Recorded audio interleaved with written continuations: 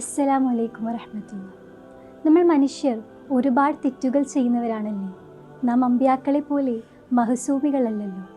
ഓരോ ദിവസവും ഒരുപാട് തെറ്റുകളാണ് നാം ചെയ്തുകൊണ്ടിരിക്കുന്നത്. ഇതിനെല്ലാം നാം അള്ളാഹുവിനോട് പൊറുക്കലിനെ തേടിയിട്ടുണ്ടോ?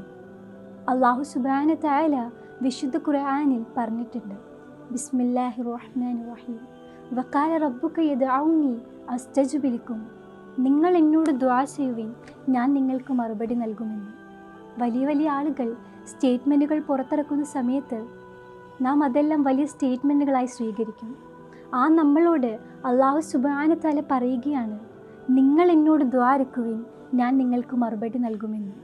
രാത്രിയുടെ യാമങ്ങളിൽ തഹജ്ജുദിനു വേണ്ടി എണീക്കുന്ന നാം ഒരിക്കലെങ്കിലും കണ്ണീരൊലിപ്പിച്ചുകൊണ്ട് അള്ളാഹു സുബ്ഹാനഹു തആലയോട് പൊറുക്കലിനെ തേടിയിട്ടുണ്ടോ? ഈ പുണ്യ റമളാൻ മാസത്തിലെങ്കിലും നമുക്കതിന് സാധിക്കട്ടെ.